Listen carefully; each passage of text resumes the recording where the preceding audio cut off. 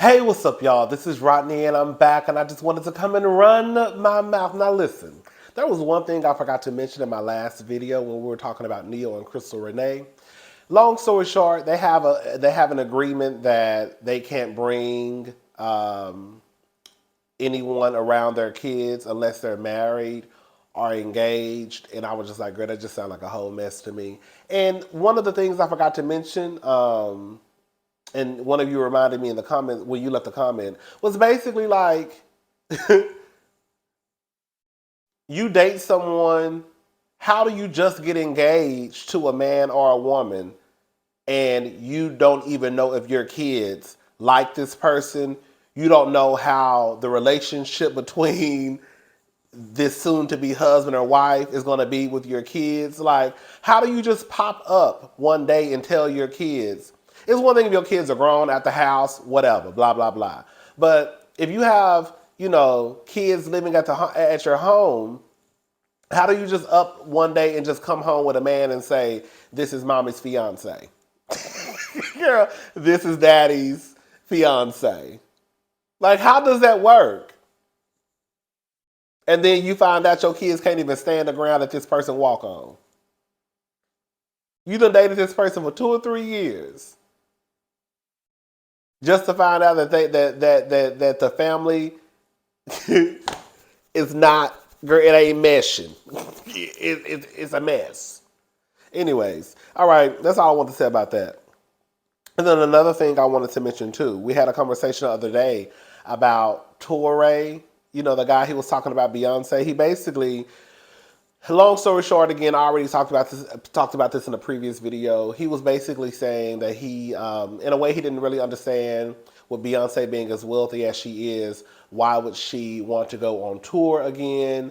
It's grueling, blah, blah, blah. She's a mother.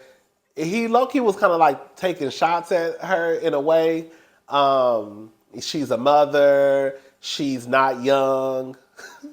Girl, you act like Beyonce just got one of her legs amputated, one of her arms amputated. She's trying to say, I'm about to go out there and do the single ladies routine. Now at that point I would be like, okay, maybe she could just sit down and sing, but she probably not gonna do a whole bunch of dancing. You know what I'm saying? So it's just like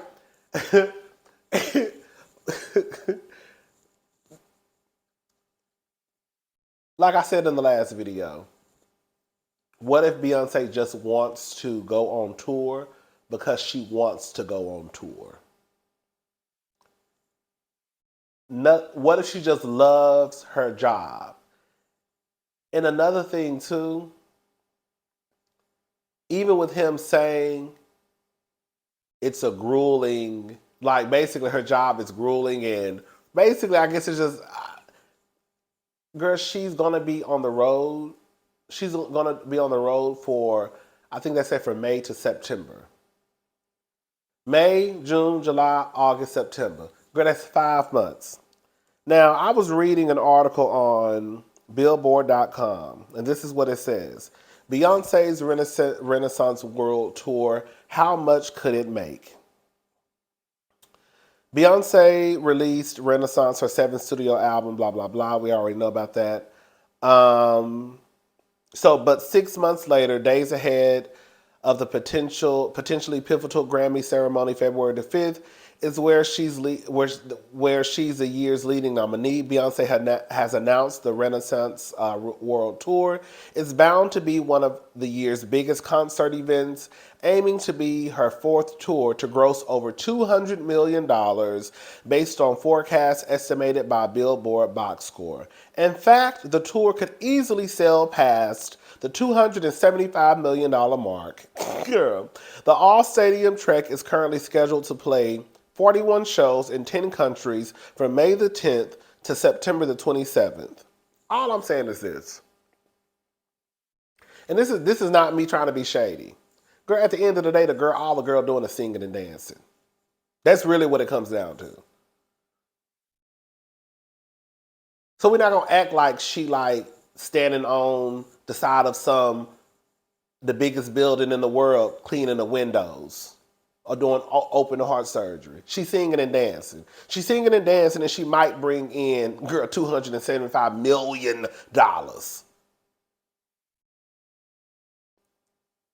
A part of me was aggravated with Torre because you also trying to make it seem as though what this woman is doing. This is no shade to Beyonce. It's just like this hard job. Girl, Beyonce is being well compensated for what she's doing, and it's to perform, sing, and dance. She might float through the air on some strings.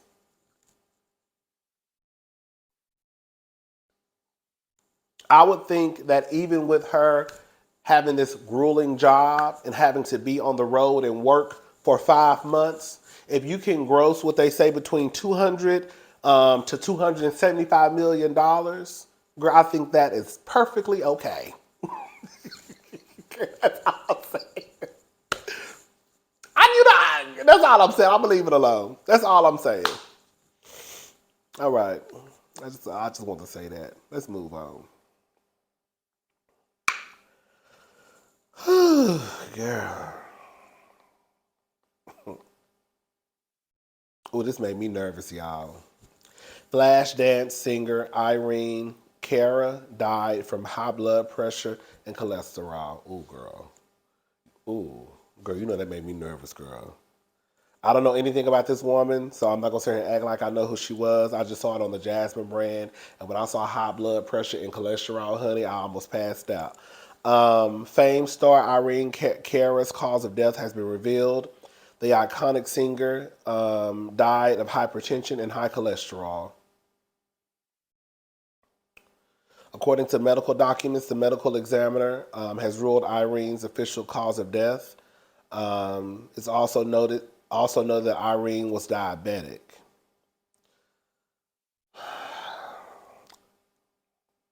She was only 63.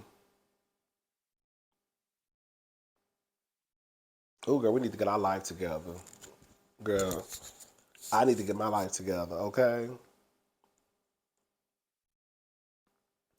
Steph Curry opposes low-income housing development near his $300 million mansion. So, reportedly, the Golden State Warriors player issued an official opposition to the development of affordable multi-family housing units set to be placed behind the $30 million mansion that his family purchased in 2019. Steph Curry, 34, and his wife Aisha, 33, sent a letter to the town of, was it Arthurton? I don't know, the Athерton on January the 18th, stating they're against the project that would see up to 16 three-story townhouses placed in the center of the California neighborhood. According to Steph Curry, the housing development would affect the safety and privacy of his family. He claims the location and the height of the affordable homes will give potential residents views into his family's mansion. Neighbors in the uber-wealthy California neighborhood were also against the housing project, claiming that building affordable-minded housing in a town where single acres go for $8 million isn't the best thing to do. The letter from the Currys reportedly started, we hesitate to add to the note in our backyard rhetoric that we wanted to send a note before today's meeting. Safety and privacy for us and our kids continues to be our top priority, and one of the biggest reasons we chose Atherton, whatever that town name is, as home. The famed couple also expressed their support of the housing project, but asked that the units be built elsewhere. If the development isn't moved to a new location, the Currys have requested that taller fences and extensive landscaping be placed around the units, which would block views into their property. We kindly ask that the town adopts a new housing element without the inclusion of 23 Oakwood. Should that not be sufficient for the state, we ask that the town commits to investing in considerably taller fencing and landscaping to block sight lines into our family's property.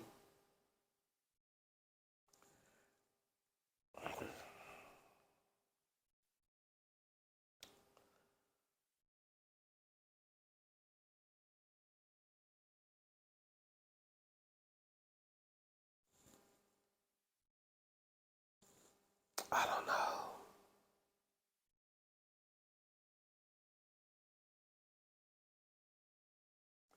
Because I do think that we sometimes associate like affordable housing with ghetto, hood, don't know how to act, right? I see both sides. I'm not gonna lie, because if I was Steph Curry, I wouldn't want no affordable housing behind my $30 million house either. But it also sounds kind of ucked up to say because we know they probably thinking, here come the ghettos, here come the hood babies, and I don't want my family or my kids around that shit. Is there some truth to that? I I don't think everybody who lives in affordable housing is ghetto. Girl, they have affordable those NYC lottery thing. The what's that? The housing lottery in New York.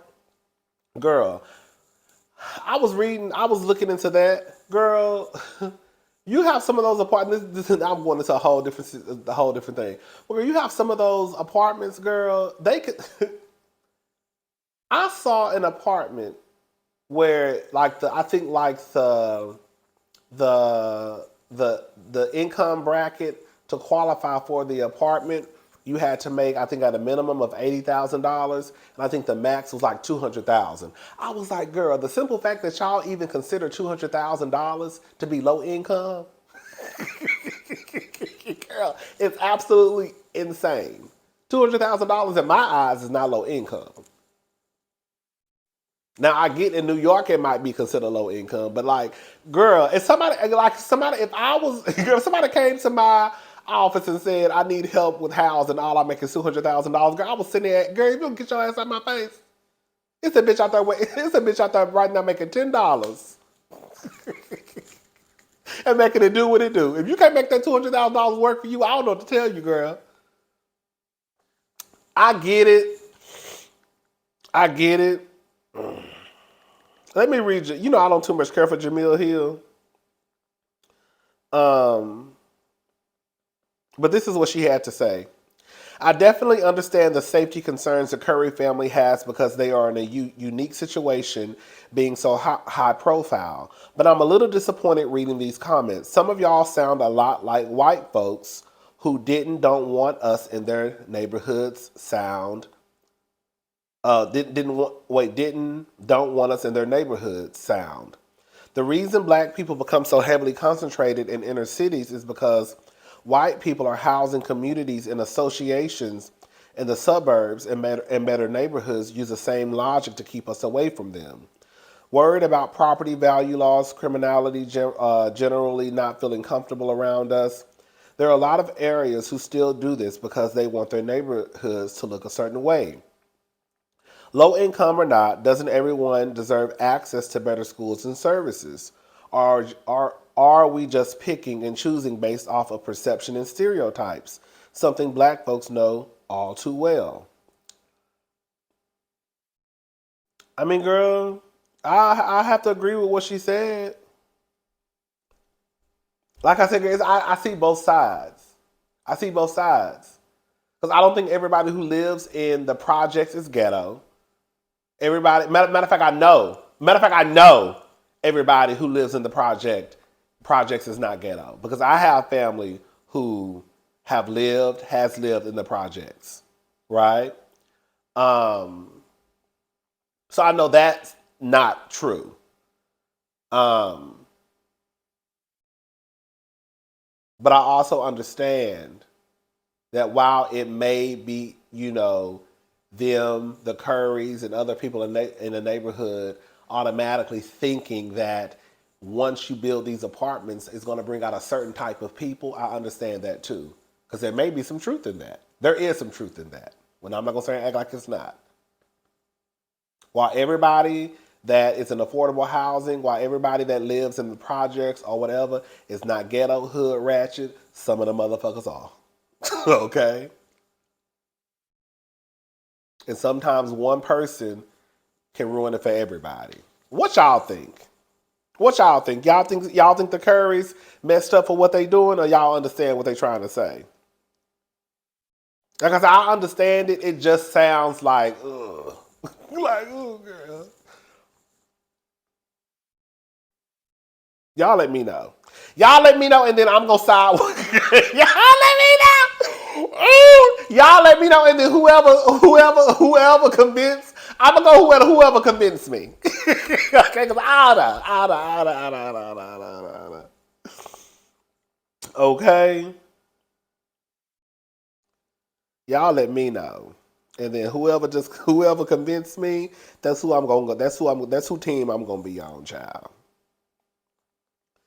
Cause girl. Oh, listen to this. Surgeon General warns that 13 is too early to join social media. So the Surgeon General warns that 13 is too old. It's too early to join social media. Nowadays, social media platforms like TikTok, Instagram, and Twitter have allowed users to register as long as they're at least 13 years old.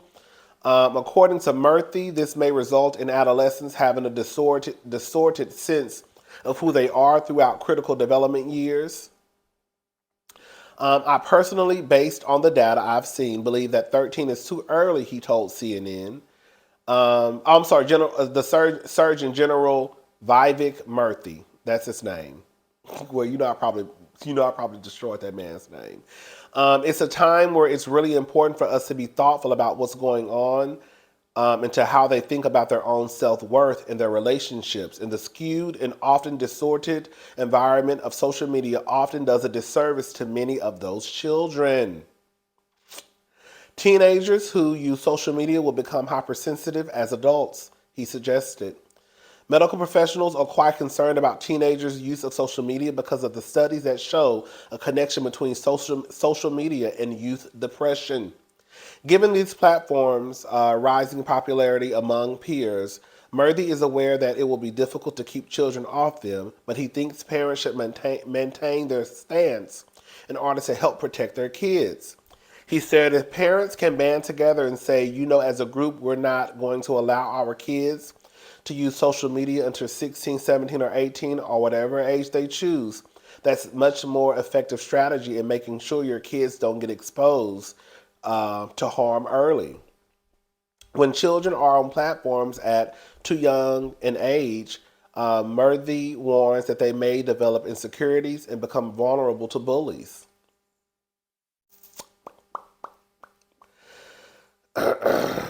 Murthy said that one mother came into his office and told him of the tragic